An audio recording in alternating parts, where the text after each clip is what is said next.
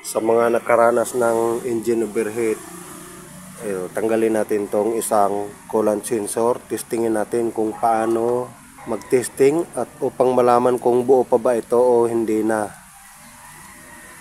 At ito ring isang 4K na makina, Toyota. Alisin natin tong coolant temperature sensor. Maluwag na ito para mapabilis tayo. Check din natin kung paano checkin at kung gumagana pa ba ito o hindi na. Para meron tayong comparison sa dalawang coolant sensor, alin ang hindi na gumagana at alin ang buo pa. So i-demo natin kung paano mag-check ng coolant sensor. Mahalaga po ito sa mga makina na nag-overheat. Magandang araw mga paps. Sa araw na ito, share ko lang po sa inyo kung paano mag-check ng engine coolant temperature sensor. Sa mga nakaranas ng engine overheat, checkin natin yung coolant temperature sensor. Dalawa ang checkin natin para meron tayong comparison kung alin ang buo sa dalawa. So, check na natin. So, mag-start na tayo paano mag-check ng coolant temperature sensor. So, bago tayo mag-check dito, check din muna natin itong temperature gauge kung gumagana. So, i-connect natin sa positive tsaka sa negative battery. Yung isang wire dito sa positive at ang isang wire dito sa negative. Tignan nyo yung gauge. Ayan, pumapalo kaagad. So, ibig sabihin buo ang gauge. Okay, buo itong coolant temperature gauge natin. Buo. So, una nating checkin itong galing doon sa 4K na makina na Toyota engine. So, itong isang wire, ilagay natin dito sa isang terminal ng engine coolant temperature sensor. Kahit saan mo ilagay dyan, pwedeng magkabaliktad, okay lang. Okay, so nakakabit na itong isang wire, papunta dito sa gauge. At yung isa namang wire, kuha tayo ng isang wire, ilagay naman dito sa kabilang terminal.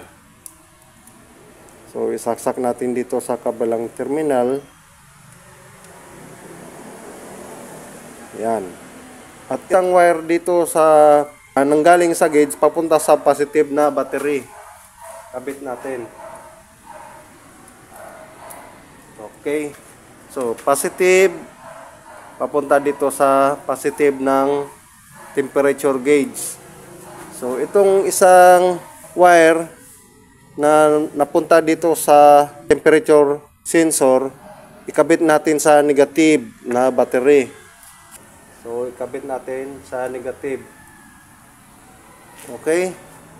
So, galing negative, papunta dito sa coolant temperature sensor. Ito ang negative at ito ang papuntang gauge. Ito ang supply.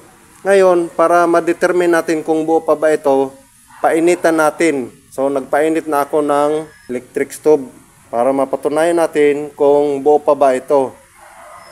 Tingnan nyo rin dito sa temperature gauge. So, ilagay na natin sa mainit. So, ngayon, malalaman natin kung buo pa yung coolant temperature sensor. So, observe nyo mga kaibigan, ang bilis umakyat oh. Ininitan natin yung coolant temperature sensor. Ayan, nasa kalahati na. So, kung sa actual na nakakabit ito sa sasakyan, pag lumagpas na ng kalahati, sign na ng overheat yan. So, pag umakyat pa hanggang dito sa 120, meaning overheat na yan. So, meaning buo itong coolant temperature sensor. So, okay na tayo dito ha. Na-check na natin tong isang coolant temperature sensor.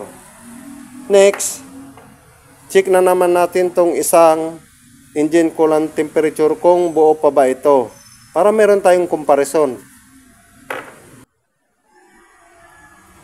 So, isawsaw ko muna sa malamig na tubig itong isang coolant temperature sensor para bumaba kaagad yung gauge. Ayan o. Bababa siya kaagad. Palamigin muna natin para yung gauge babalik uli sa 50 bago tayo mag-check nitong isa. So next na naman nating i-check itong isang engine coolant temperature sensor. So bago natin i-check, paganahin muna natin yung gauge kung buo pa ba. Okay, yung positive tsaka negative papuntang gauge. Positive, negative. Yan, pumalo ka agad yung gauge. So buo ang gauge ha. So ikabit na natin dito sa isang coolant temperature sensor ang mga wire. So kahit saan dito sa dalawang terminal mo ikabit yung mga connector. So ilagay natin tong isa.